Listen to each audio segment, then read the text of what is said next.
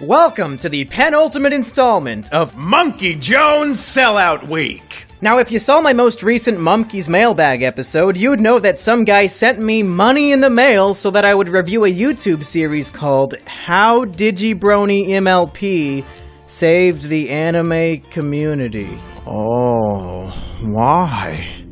Why would you do that? Did I do something to hurt you? Are you a Muslim? Are you a communist? What did I do to deserve this?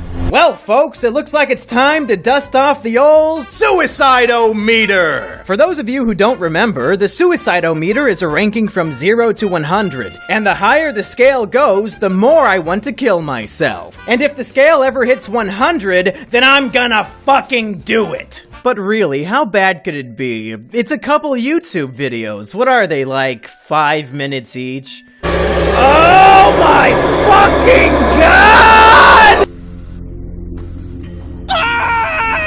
Okay. If we're gonna survive this one, then we need to enter the maximum comfy zone! I'm talking lazy boy, bowl of popcorn, big mug of beer. Yeah, with all this, I can sit through anything for an hour. I'll just Chromecast that shit onto my TV and we'll be good to go. Alright, and play! You're not bad. The problem is that you're the only good one. Aw, shit! I'm all out of snacks! Oh well, this has gotta almost be over anyway, right? Let's see.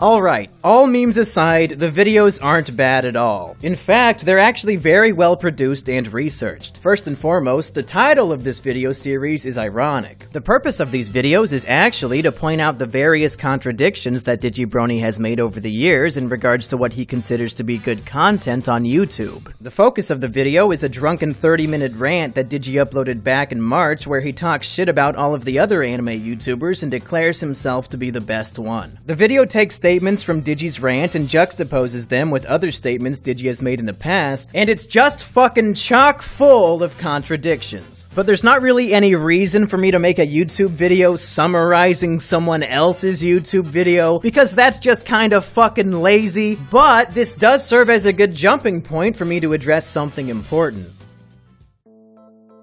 In this video series, the creator What the What provides a plethora of evidence and examples of DIGIBRONY contradicting himself, engaging in hypocrisy, flagrantly disregarding valid criticism, and partaking in embarrassing levels of undeserved arrogance. The amount of work involved to make these videos must have been massive. What the What surely watched dozens of hours of DIGIBRONY's videos in order to make this project. But at the end of the day, why? Do we need an hour-long video series to prove that human beings can be arrogant, or hypocritical, or incapable of absorbing criticism?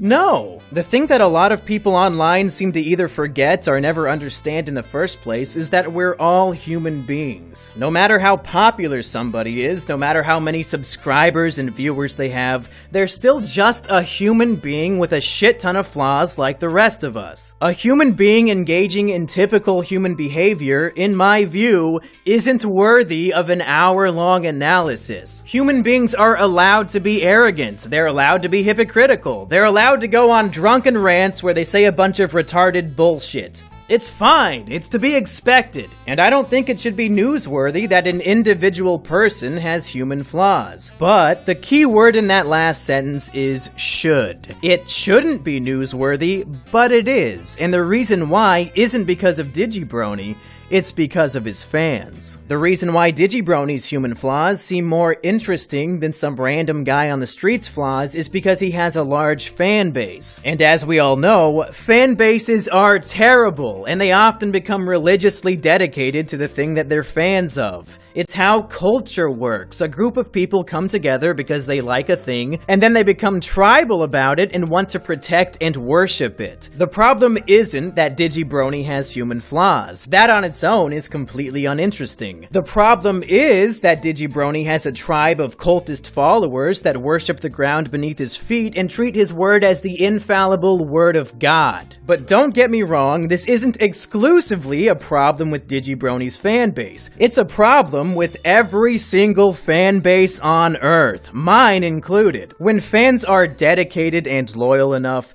they'll forget that the person they're a fan of is a human being with human flaws. And they will ignore all evidence to the contrary in order to continue worshipping their perfect God. Listen, this video isn't a message to DIGIBRONY, and this video isn't a message to DIGIBRONY's fans.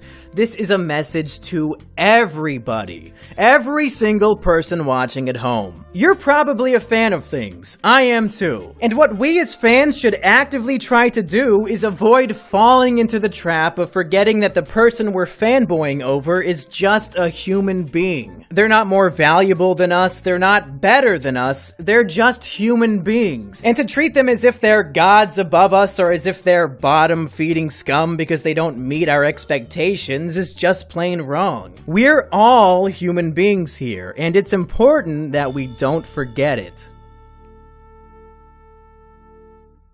Alexa, look! Mumkey's suicide-o-meter is higher than ever.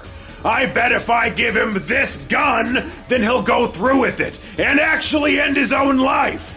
Then he'll never have to make a Patreon request video again, and he'll be all mine to play Mario Odyssey.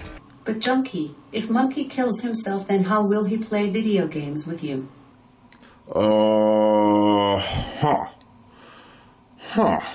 You know, I never really thought about it that way. Well, I wish you would have told me that sooner. I already gave him the gun.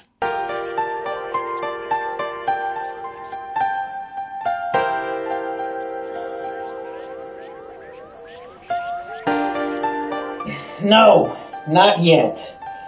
I still have one more Patreon request video to make.